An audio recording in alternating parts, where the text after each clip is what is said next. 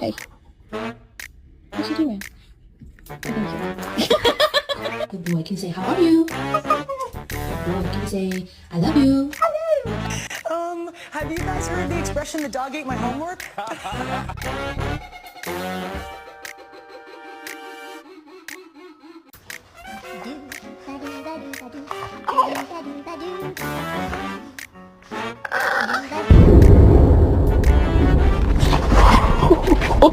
We'll get it.